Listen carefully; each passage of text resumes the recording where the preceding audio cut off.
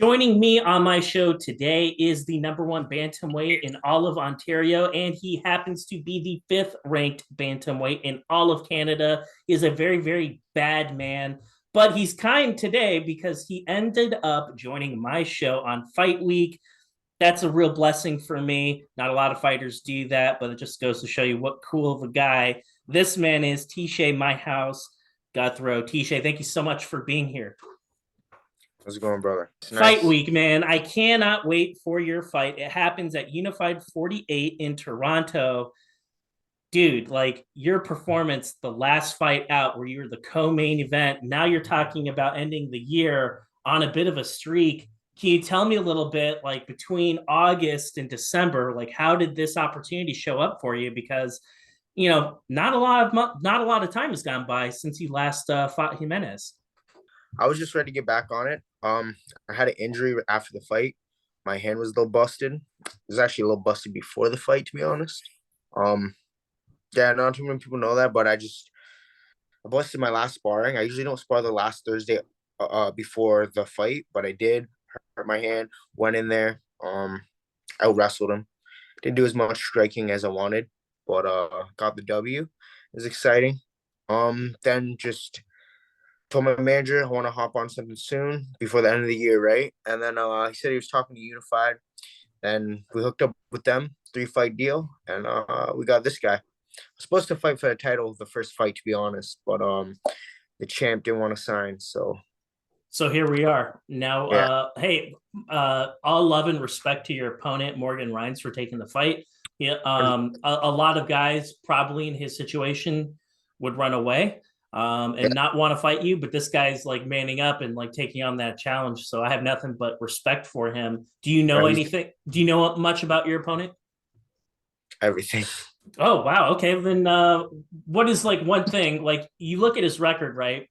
5-5 guy, and a Mhm. lot of people would look at that and be like, oh, okay, well, what is there? And you if you are peeling back the onion and looking in at this guy, he seems to be like a kill or be killed type. He finishes people, but he also gets finished himself. Yeah. That just looking at him on paper, that tells me like this guy's probably really really aggressive, and he Yeah. goes out to hit that home run. And if he whiffs, he whiffs, but he's going to go out and he's going for that kill shot every single time he fights. That's what it looks like anyway. No, 100%. So I'm gonna finesse the fuck out of him. um, Yeah, I kind of that's what I mean. You know what he's coming to do. I know what he's Mm-hmm. coming to do. He has no idea what I'm coming to do. I can do anything. But that's when I'm gonna catch him because I'm smarter, and my game plan is gonna be a lot more calculated. And I know what he's gonna do. He's a southpaw. He's a big kicker. Mm-hmm. He doesn't shoot. He might shoot, but I highly doubt it. And from what I've seen, he just likes to spam that fucking left kick. Mm-hmm. So big. He likes to pull back, throw that left hand. Fuck, man, he owns a gym. He just had a kid. He ain't sleeping. He's working. He ain't training like I'm training. He's not thinking like I'm thinking. My IQ is way high. I'm putting him out. I because I know what he's going through. He's not there's levels and there's professionalism to this shit. Mm-hmm. And all I do is train and think and eat, breathe, sleep this. So really I don't want him to touch me. Like I don't want him to touch my face. And it's happened before. Many fights I don't get touched, right? Mm-hmm. Maybe once, maybe twice. Like if you really watch them, I like face, right? I don't get touched often. So that's the game plan. I'm gonna fuck him up too. You're one. There are a few things about your game that I like a lot, and I made some preconceived notions in my head. Like when I first watched you fight, like I start thinking kind of weird things, right? I'm like, okay, never seen you fight before. The very first time I saw you fight was CFFC 109, and then of course, the most recent one against Jimenez. Yeah. But there are certain things like I looked at you Hmm. and I start thinking really quickly before the first round's even over. I'm like, and maybe some of it's bullshit and some of it's not, but I'm like, okay, he's a smaller bantamweight, but I bet you this guy hits like a fucking truck. There's no way he can make 25, probably just because he's thick Oh, and there's he's no just way. got. I bet you that guy has like nuclear missiles in his gloves. I bet you he does. Like that would explain why he's fighting at this weight. And then I also looked at it. I'm like, I bet you this guy's aggressive as fuck too. I bet you like he is going to walk this guy down. That the pedal to is going to be to the metal probably the entire part of this fight, and we'll Mhm. see what happens. But I was thinking to myself, I was like, this guy's probably a bully. He's going to be really aggressive. I bet he's really really strong. And man, I felt really smart when I watched you fight because like you were all of those things. Yeah, but also smart and calculated, right? You're you are like the Jimenez fight. You didn't change up your game, but you had that fight IQ to where you knew he was going to go for that guillotine. You knew that's what he wanted, and Kind of gave me, he kept spamming the guillotine, but you knew yeah, that. yeah. So I was like, easy takedown. I'll shoot. He'll go for it. I'll get out. Last one though was fucking close. That last one, he put it in, and I felt it. I was like, ah, fuck, I gotta roll. And then yeah, but that was the close. The armbar was pretty close too. I'll give him that. I fucking he had some good hips. Call me sleeping a little bit. Not It's not gonna happen no more though. There was a lot about that particular fight, but you know, when I think about it, I thought that the dynamic was also a little bit different because now you're talking about fighting in your backyard. You're in a co-main Mhm. event slot. I'm sure there are a ton of people from For LFA. Ontario. Yeah, for LFA, right? A lot of people from Ontario probably came to watch that fight. You probably sold out probably half of the freaking place. Good. Was And there I had like a a bunch lot of was there a lot of of pressure going into that one? oh, no. I don't really get too much pressure. It's what I do. I don't know. I don't think of like it's weird, man. Like people talk about pressure, like it is pressureful, but Mm-hmm. I fucking love it. Like to me, it's fun. You know what I mean? Like obviously, there's a little pressure, but no, I don't give a fuck about losing either, bro. Mm-hmm. That's what I mean. That's why I'm so free to do what I want because it's fun. I'm smiling in there. As hard as it fucking gets, like it's still fun to me. Well, you were smiling when he was choking you out, and then you had to like turn out of it at the very Yeah. end. I don't remember if it was against Escarano or Jimenez. Maybe it was Jimenez, but like you were Yeah. down the ground, and he had you, and then you Oh, slipped. but he didn't have me. That's why I was smiling. Because my coach is like, Tisha, fucking turn him. Because he knew and I knew. And I Uh, looked at him, I'm like, one step, coach. And he's like, no, fucking now. And I'm like, oh, okay. And then I turned him. Because I knew he didn't have it. You know what I mean? So it was like, I was mm-hmm. trying to fuck with my coach. He's like, don't do that again in a fight. Because I'm so calm in there. I could feel everything. And I was just, yeah, I was just kind of just fuck with my coach. Because the end of the round, too. End of the fight, Mm-hmm. I knew I won. Yeah. But I he said, don't fuck. it was a really good fight, and I thought you were able to showcase a lot of the things that make you a very special fighter. You're really tough to hit, and Yeah. that's kind of we already talked about that. You already talked about look at my face at the end of my fights. People don't have a really good success rate hitting me. We're talking about Morgan Rhynes now. You said like, okay, this guy's probably going to try to kick me a lot. He's going to spam the kicks. But I'm also kind of wondering against a guy that's stylistically like you, like, is that wise? Like, I don't know if I'd throw a lot of kicks against you, especially if I'm a taller guy. Like, I would, I don't know. He's only I'd be 5'6". afraid He's of not getting taken down by you by throwing kicks. down otherwise, like regardless. Um, he's getting taken down if he throws a kick. If he doesn't throw a kick, so that shouldn't stop him. But I am Mm-hmm. gonna catch a kick and take him down clearly. But I'm gonna take. So I'm gonna fucking. What I'm gonna do is I'm gonna find his timing range, feel him out, let him miss. Because if you watched him right, Mm-hmm. he just likes to collide. Like I don't like I can give a fuck if he's listening too, because he ain't gonna change up anything in a week. You know what I mean? He's gonna do the Right. same shit he's always done. He just wants to collide. So I'm gonna fate this motherfucker. Have him go. Have him go. Have him go. Once I catch his rhythm and timing, I'm gonna take him down, beat him the fuck up, let him up, knock him out. It's gonna be a lot more technical than that. That's that's you know what I mean. But that's what's gonna happen. You beat this guy, it extends your winning streak. You close out the year on a 3-win winning streak, Yeah. but your streak goes back to BTC 13. But you're talking about ripping off 4 fights in a row. Like that is super impressive. There's one fight I have circled here. You lost a fight against a guy a lot of people don't know about, but that guy is a Which bad dude, Justin Wetzell, a very bad dude from Colorado. He puts away people. That one went the distance. I always ask, like, for this particular fight, you're a guy that doesn't lose. Like, you've lost one fight as an amateur, and then that was it. Aside from that fight, you're blitzing through all these other guys. What was it about that fight why didn't it go your way, and how did that make you a better fighter today? Did you watch that fight? I did.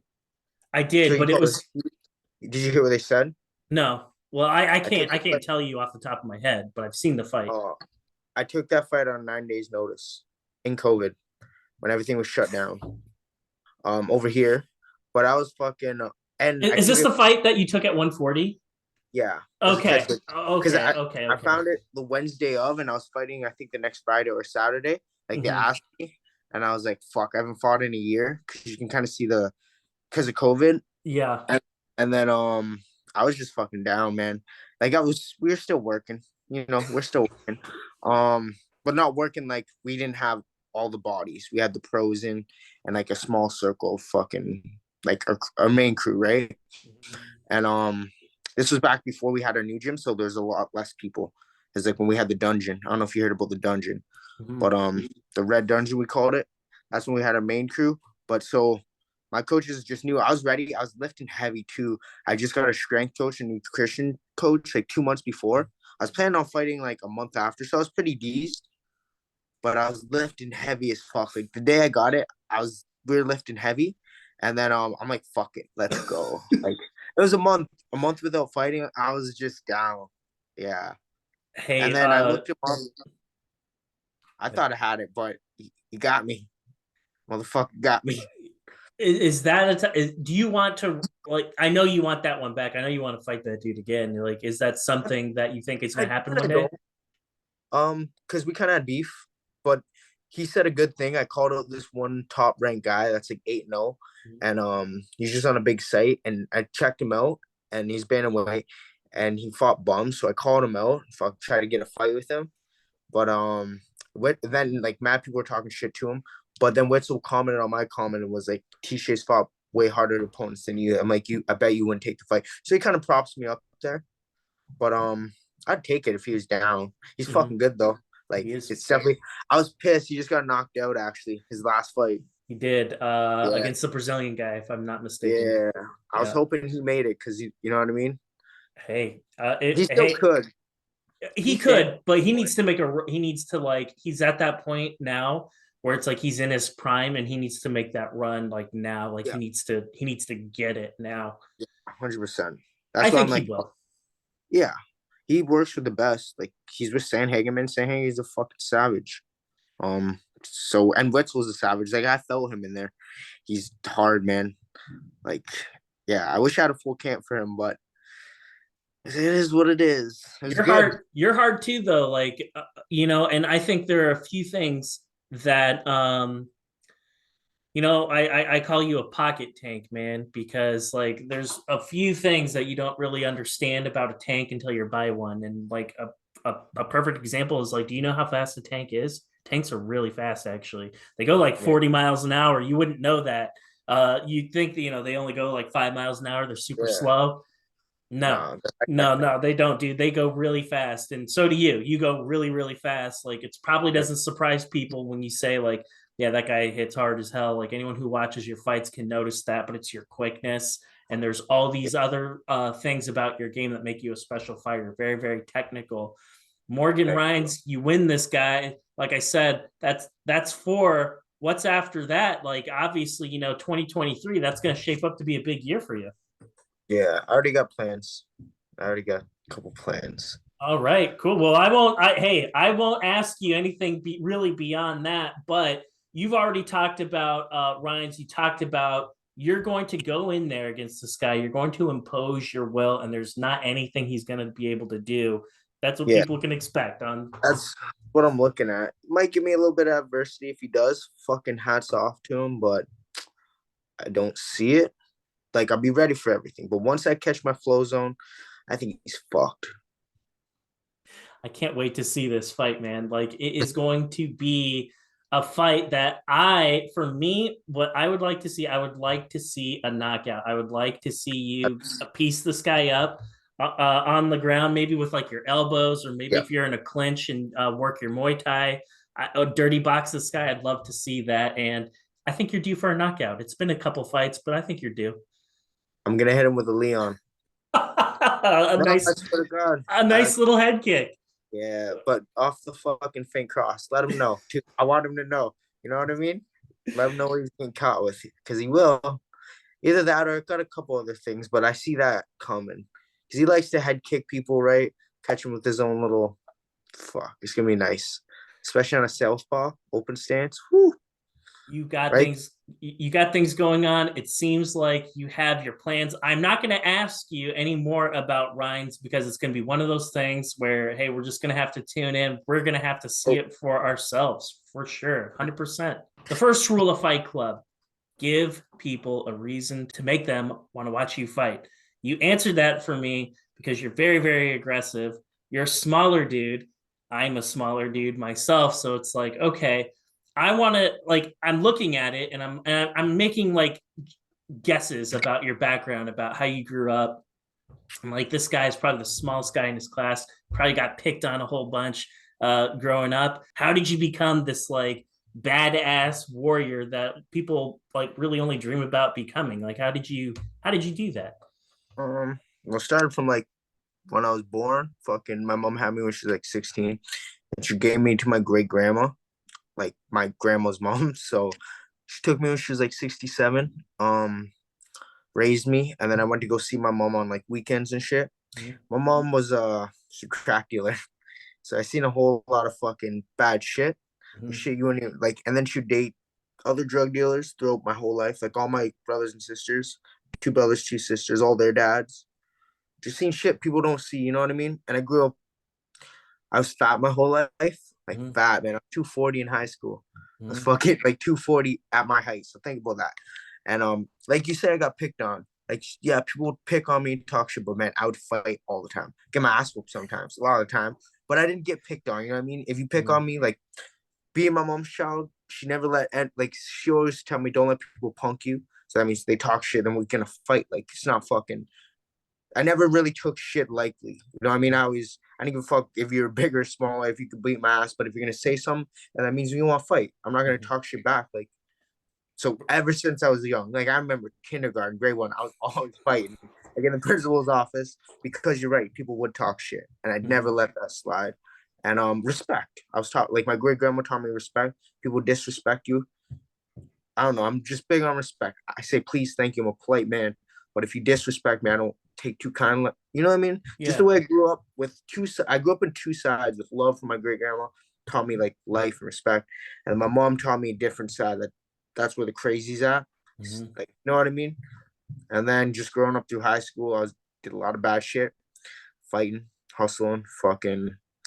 Yeah, I grew up like the city I grew up in was Welland, so Ashley was a fighting city, man. Everyone would fight. We'd fight. Like, I have old school. If you check on YouTube, I can send you it. Like, we just throw on gloves and fucking fight each other. I was like, I have one when I was huge. I'll show you how big I was. 15 backyard fights and shit. We get drunk and yeah, it was crazy. I grew up with a bunch of white boys that were Mhm. like Welland's a lot of fucking dirt bikers and all that. Yeah. But white boys are crazy, man. Like fucking, we just fight each other. But yeah, I don't know. I grew up never taking shit. Let's just say that. And then my mom, like, I remember telling you, I have family over in the States. Mhm. Going there in the hood, fuck, that was even crazier. Like, my cousins over there, they would fight even more. And, like, fucking, yeah, I'd go over there, and it was different over there, though. That was a different way of life and living. You know what I mean? Straight hood. Like, there was no fucks given. Um, so it's two different. Like, I would visit back and forth, and always Mhm. causing shit. So I was just always in shit. And And then but my great grandma, the one that raised me with love, and I wanted to like prove to her that I could do something. You know what I mean? yeah. So then she would fucking buy me MMA videos from like 7-Eleven when I was a kid, like Chuck Liddell and shit. She'd watch it with me, and I fell in love with the sport. Fucking yeah, I just got into fighting. My principal actually got me into fighting. My high school principal. Yeah, Wow. I was setting fights up and fucking having people bet on them, and fucking I was fighting myself. It was actually because I got to fight myself, and I brought me to the principal's office. Said, "What the fuck you want to do with your life?" Pretty much, and I was like, "I want to fight." Hooked me up with Jumpstart, the Canadian Tire program, Mhm. and paid for half of it because my granny didn't have much money. Right? Yeah. I was like 16, and then that's how that happened. Then I had to move out on my own because she got Alzheimer's. Yeah. And then got back into life. And then 18 hit. I don't know. I went to a gym and never stopped. And then I got out of all that bad shit. Like, Wow. yeah. Well, you know what? There are a lot of other um people that don't ever like have that sort of influence to for that switch to ever flip.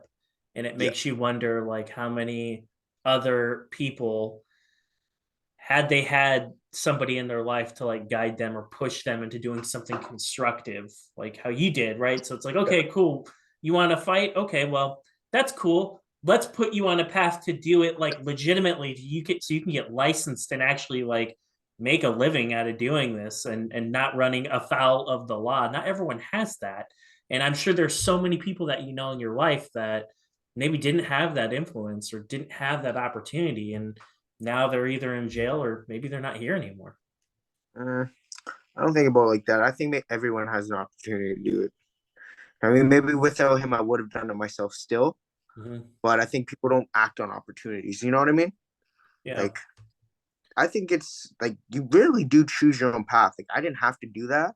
I did it and fell in love with it. Like, he wanted to hook me up with a counselor, my Mm-hmm. principal. And I was like, fuck, no one goes to see counselor. You know what I mean? I'm Yeah. not going to counselor. Seeing a counselor, she hooked me up with it. And it's because I wanted it.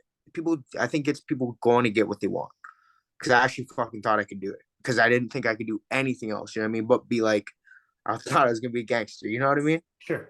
And then I'm like, fuck, what's another way of life I could live with doing something that's crazy with like everything else. You know what I mean? I would kind of want to be famous. Like I Mm-hmm. want people to remember my name for my granny. You know what I mean? I wanted to show her that you could do something like that nobody did in my family. And I was like, fuck, fighting sounds pretty fun. I fight anyways. And it's like, I was fat. So it was like, if I can do that, which is fucking crazy, you know what I mean? To be a fat kid and then to be able to become a fighter, the most dedicated shit ever. That's what I thought. I was like, fuck, that would be a whole different way of living. You know what I mean? Mm-hmm. And then fucking, I did it. It's crazy still. It's not easy. I'm a fat kid at heart. Hey, well, the other thing though is you have a long way to go still. But you've already made huge waves in the short amount of time you've been a professional. You've only been a professional since 2019. It's not a long time. From 2019 to 2022, you're only talking about a few years.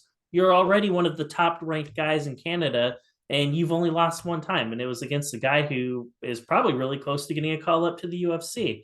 It's going to be really cool to see you get your opportunity in the UFC or wherever you end up being. I think you're really close to making we're that going, move.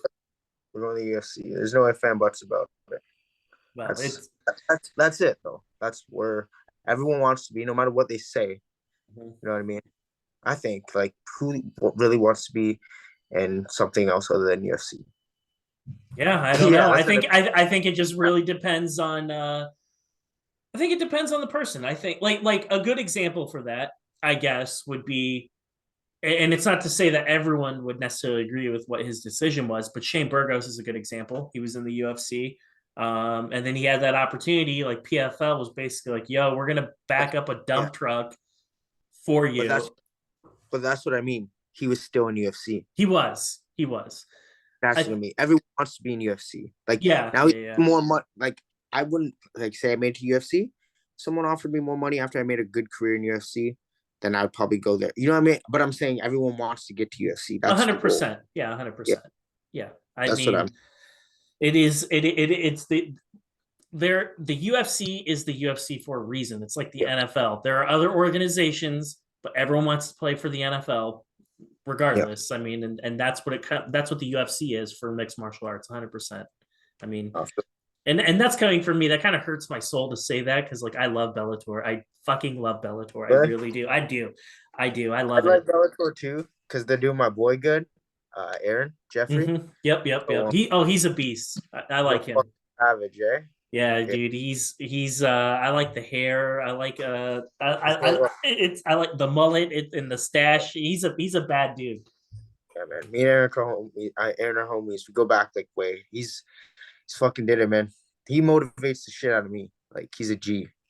Yeah, Yeah. and he's a special fighter too. And hey, love and respect to him. It's cool to see him have a lot of success in Bellator. But I Already wanted. top. Sorry, go ahead. Oh, sorry. I was just saying he's already top seven. Three, like three fights in. Two fights in. Two fights in. Yeah, and he made me some money not that long ago. So next time you Oh, see him, say thank sorry. you. Say thank you Back. to me because thank you Yeah. for me because I had a nice steak dinner thanks to that guy. He made me 22. Nice. Hey, he is an absolute savage. You are a savage too. I can't wait for your fight, and it happens on Friday. If you are watching this podcast and you cannot make it to Toronto, not a big deal. This fight will be on UFC Fight Pass.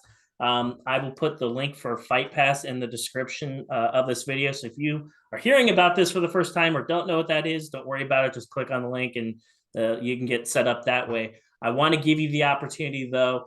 I'm sure you have a lot of people that are in your corner or people that help pay your bills. So if there are any sponsors or anybody like that that you need to talk about before I let you go, I want to give you that chance to do that. There's a lot of sponsors. You can go to my page. I post them all the time. My House MMA at My House MMA on Instagram. Yeah, or My House MMA on Facebook, Twitter. Yeah, go check them out. I give all my love and my support there. There's just too many off the head, right? Hey, But all my love, because they help me. They help me do what I do full time, right? And without them, I wouldn't be as blessed to put all my time and focus into this like real professionals. So I appreciate them all. ladies and gentlemen, make sure you tune in on Friday to watch this man fight. He's a very, very special fighter. He's going to go on to accomplish great things in the sport of mixed martial arts. Teshay Gouthro.